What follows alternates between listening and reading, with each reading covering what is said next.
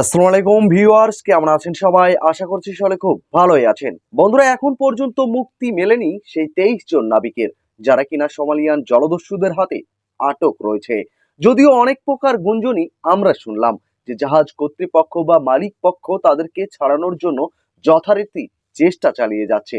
তবে কি সর্বপ্রকার চেষ্টাই বৃথা গেল?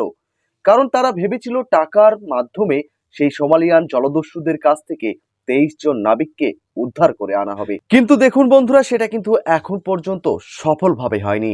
আর আমরা জানি না যে সেটা কেন হয়নি। তো যাই হোক, এই রিপোর্টটি মারফত আজ আমি আপনাদের মাঝে তুলে ধরার চেষ্টা করব যে আদত এখন বর্তমানে তারা কোন হালে রয়েছে, কোন পরিস্থিতিতে রয়েছে, আর কি বা বার্তা আজ তারা বাংলাদেশের উদ্দেশ্যে আমাদেরকে দিয়েছে।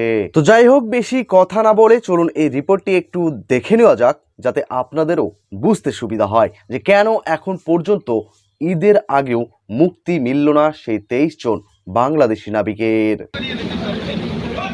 ঈদের আগের দিন পরিবারের কাছে বার্তা পাঠিয়েছেন সোমালীয় জলদস্যুদের হাতে 29 দিন ধরে জিম্মি বাংলাদেশি জাহাজ এমবি আবদুল্লার 23 নাবিক। অডিও বার্তায় এক নাবিক জানান, দিনের বেলা কেবিনে এবং রাতে ব্রিজে থাকতে দেয় জলদস্যুরা। পানি ব্যবহারের সুযোগ পান সপ্তাহে একদিন। স্যাটেলাইট ফোনে পরিবারের কাছেও ফোন করার সুযোগ দেয়।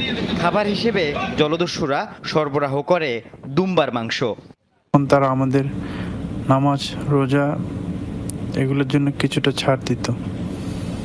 ফলস্বরূপ দিনের বেলায় আমরা কেবিনে এবং রাতের বেলায় সবাই ব্রিজে থাকার অনুমতি দেওয়া হলো এবং সপ্তাহে একদিন স্যাটেলাইট ফোনের মাধ্যমে পরিবারের সাথে যোগাযোগ করার অনুমতিও দিল।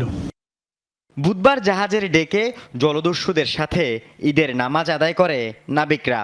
সবার পরনে ছিল পাঞ্জাবি। আয়োজন হয়েছে মুখরোচক সব খাবারের। ইনশাআল্লাহ ঈদের পর আবার ঈদ হবে আমাদের প্রিয়জনদের সাথে, প্রিয় মাতৃভূমিতে, প্রিয় বাংলাদেশে।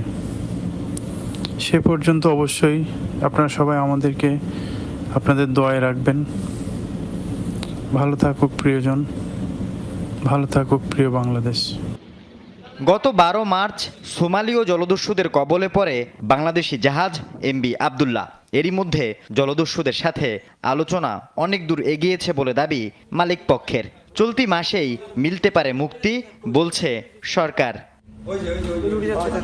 বন্ধুরা, রিপোর্টটি দেখে আজ যতটুকু বুঝতে পারছি যে এর আগে জাহাজ কর্তৃপক্ষ থেকে শুরু করে ইন্টারন্যাশনাল নেভি যারা কিনা দাবি করেছিল যে সেই 23 জন নাবিককে জলদস্যুদের হাত থেকে উদ্ধার করা হবে, মনে হচ্ছে প্রত্যেকটা জিনিসই কিন্তু ভুয়াশাতেই যাচ্ছে। কারণ ইন্টারন্যাশনাল নেভি এই বিষয়টি নিয়ে না কোনো প্রকার পদক্ষেপ দেখালো, না বাংলাদেশের সেই জাহাজ কর্তৃপক্ষ বা মালিক পক্ষ কোনো প্রকার ভূমিকা পালন করতে পারলো। জানি না এখন পর্যন্ত তাদের মধ্যে কোনো প্রকার কম্প্রোমাইজ হয়েছে কি হয়নি, আর তাদেরকে কতদিনের মধ্যেই বা ছাড়া হবে সেটাও কিন্তু আমাদের কাছে সুনিশ্চিত নয়। তো যাই হোক, আজকে সম্পূর্ণ প্রাইম টাইম রিপোর্ট নিয়ে যদি আপনাদের কোনো প্রকার মন্তব্য বা প্রতিক্রিয়া থাকে, অবশ্যই একটু কমেন্ট করে জানাতে ভুলবেন না যেন। তো ভালো থাকবেন, সুস্থ থাকবেন। তো দেখা হবে পরবর্তী ভিডিওয়ে।